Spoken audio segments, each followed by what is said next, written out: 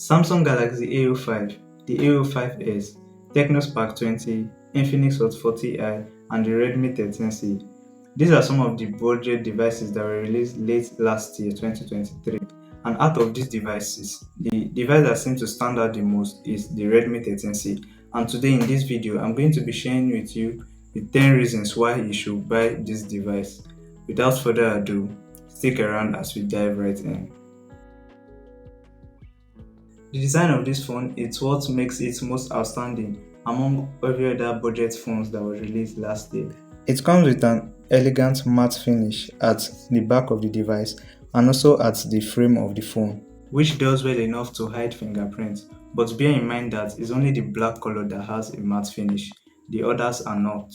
This device also comes with all the ports and IOs you need, including the 3.5mm audio jack located at the top of the device, which you can use to listen to your favorite hits with the aid of a wired headphone. The display of this phone is another reason why you should get this device. It's a 6.74 720 by 1600 IPS LCD display, and the viewing experience is so immersive. It produces sharp, vibrant, and contrasty colors, and it can also stream content to as high as 1440p, which is impressive. It also refreshes at 90Hz as its maximum refresh rate, which makes scrolling and interacting with the UI really smooth, including gaming on this device. And speaking of gaming, this phone is powered by the 12nm MediaTek Helio G85 chipset, which is a very old, popular, and powerful chipset for its price point. It can easily handle your day-to-day tasks and even gaming at medium graphics just fine. The Helio G85 chip also does well at retaining apps at the background, and it is backed up by the RAM. This device comes with a base model of 4GB RAM and a 128GB storage, but you also have a 6GB RAM 128GB and an 8GB RAM 256GB variant if you want more power. This device also runs on Android 13 and MIUI version 14.0. And MIUI 14.0 is a really great screen, and when paired with Android 13, it delivers a smooth experience. And this device is likely to get 1 to 2 years of software update, so you should be expecting Android 14 and even 15 on this device. Camera is one of the reasons why people also get to buy a smartphone, and this phone does not fail to deliver in that aspect also. It comes with a 50MP main camera and a 2MP macro camera. The third camera is a 0.08 auxiliary lens. The photos taken by this device are really sharp and vibrant. I like the fact that the images are not too saturated. It produces natural looking photos with accurate skin tones.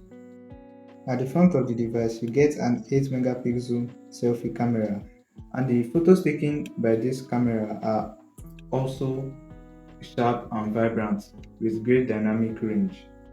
5000 mAh is like the standard for phone batteries these days, and this phone also comes with a 5000 mAh battery that should last you a day or two depending on your usage, and you also get a 10W fast charger in the box, although this device supports 18W fast charging, but they gave you a 10W charger in the box, and that can juice this baby up from 0 to 100% in like 3 hours. But if you have some money, you can get the 18W charger and save 30 minutes of charging, so you can get like 2 hours 30 minutes from 0 to 100% on this device. The price of this phone starts at 98,100 naira for the base version of 4GB RAM and 128GB storage, and for this price you are getting a device that is greatly spec'd. The only downside about this device is that it has an old Infinity U style display. It could have actually been punch hole, honestly, because other competitors at this price are offering punch hole displays. It also lacks animations when you unlock the device, open an app, or even exit an app. But this will actually come down to personal preference. Some features like split screen multitasking, Material U are lacking on this device for some reason I don't know why.